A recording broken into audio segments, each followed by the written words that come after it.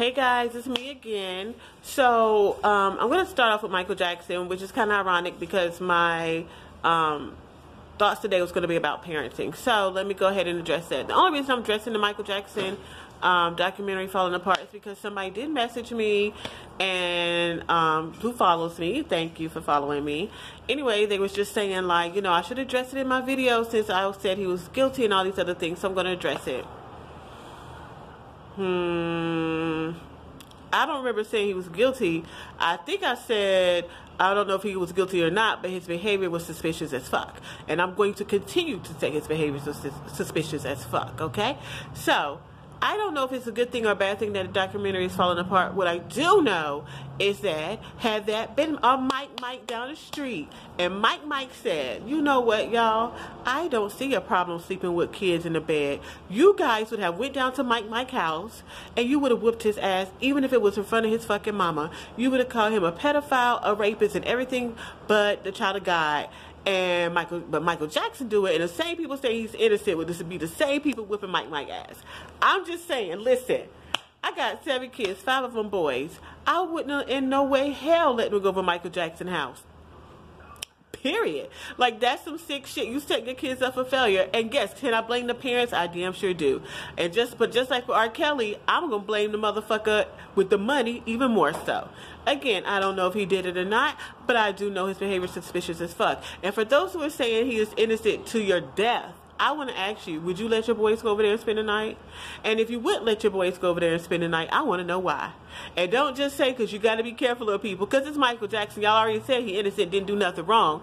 So would you have let your boys go over there? That's all I'm going to say. I'm going to say me with 5 boys. I wouldn't let my boys go over Jeffrey Dahmer's house, and I damn sure wouldn't let them go to Michael Jackson's house. Okay? That's all I got to say about that. I'm sorry. I can't sit here and say that man was 100% innocent when that's not my opinion. And that's just what I have. It's my opinion. My opinion is that his behavior was disturbing as fuck. Period. Okay? So anyway, I was talking to somebody yesterday about my oldest child. She's 17 years old. And like with most 17-year-olds, she does stupid stuff. Love her. I hope she's listening. I love you. I love you. I love you. But anyway, I was talking about what she had did with one of my best friends. And if she's listening, I love her too. And I was just saying how hard it is to raise kids when you're still trying to deal with your demons from your childhood, right? When we decide to have kids, or not even decide really, sometimes it just happens, right? For me, it's just happened repeatedly. And side note, birth control is not 100%. Been on 2 separate forms of birth control, and with each form, I got pregnant. That's all I'm going to say. Anyway, so it's 2 different forms of abuse. Abuse, of course, is physical, mental. When we think of abuse, we mostly think of negatives, right? Like physical, mental, things like that. However, abuse can also be having or allowing your children to be privileged, even in the black community, and not privileged in the sense of money, be able to do everything, but giving your children what you didn't have, either financially, mentally, or materialistically, right? Because your parents didn't give it to you, but then you don't allow your kids to have responsibility. It's a thin line. That's also a form of abuse to me, because you're making them feel like they don't have to work for anything and they can do anything they want to, and negative, and not have any repercussions. That's not true. So those are 2 separate forms of abuse. Me, myself, I have come from a really damaging childhood, right? When I had kids, I didn't think about what I had been through as a youth. I thought about being a parent now. I am now 36 years old. My oldest is 17. And I realized that I have abused her. Not in the sense of physical or mental abuse, but my kids, particularly her, because she's my oldest and she's a girl, they know what it is to struggle. They don't know what it is to be without. And so I tried to, because I always tried to overcompensate for what I was lacking. In doing so, though, I realized I've given them a false sense of hope. My oldest is very, very responsible, but, you know, she's a kid. She's 17 and she does stupid stuff all the time. And when I sit back and think about it, it's because I've allowed her to do some of the things because I wasn't able to do it. And in doing so, I have caused her harm. I think that when we set out to have kids, we really should take the time, and again, you guys know I'm a huge advocate for therapy. I think we should take the time to get some help, address some issues that we're still battling with our childhood.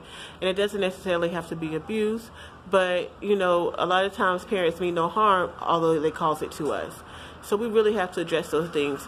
Looking back, like, I was a young mother. By the time I was 19 or 20, I had 2 kids, and I hadn't even lived my childhood myself. And that has caused me to look at parenting from a different point of view. I'm sorry, y'all. I told you I'd be at work when I'm making a video, so I'm looking all around. Anyway, again, I'm a huge advocate for therapy. We don't want to pass down our parents' flaws, but we also don't want to overcompensate for them either. It's nothing we can do. We can just try to be the best parent we can be. I'm trying not to cry right now, like tears of happiness, because as I'm speaking, I'm realizing some things that I need to work on, and I'm realizing the grip my childhood still has on me. And I'm 36 years old. Like, I live my daily life as a mother, hoping that I don't do the things that I experienced as a child, right? But then on the flip side of that, it's like I'm not doing enough of the right things. My kids are really good kids. They make really good grades, but they can be very irresponsible in some ways. And that falls back on me because I've been a single mother more than I've been a married mother. You know what I mean? It falls back on me. And it's actually one of the things that my husband and I, we don't argue over our kids anymore because we just don't. That's not one of the things we're going to argue about. But he does make me aware of some of my flaws. And I'll be like so angry with him. But then when I sit back and think, like, yo, you really are letting your daughter do some things that she probably shouldn't, because you know what it feels to be confined. It's a such thing as letting the spring go too quickly and letting it fly everywhere, and then holding it too tight where when it does release, it's going to back up and hurt you. You have to do the thing just right. Like, you have to release the spring, not the season, y'all, like a mattress spring. You have to release it just right so that it will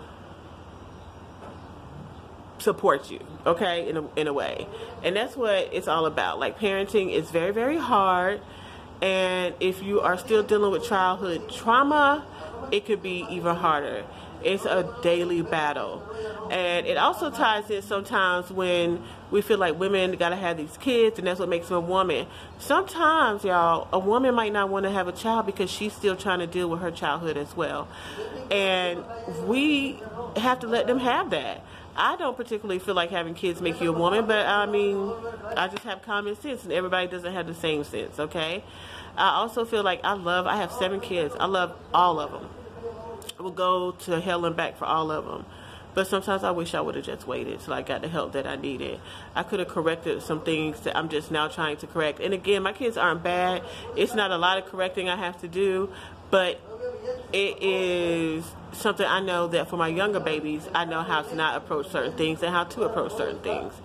And I just want everybody to get the help that they need, especially before becoming parents, because our influence will trickle down to them, and it will trickle down to their generation. And we got to stop the generational poison that we are doing in our communities. Anyway, I hope you learned something. Feel free to comment, share, and all these other things. I'm sorry, y'all, I'm kind of tired. And I hope you enjoyed what you listened to. Thank you.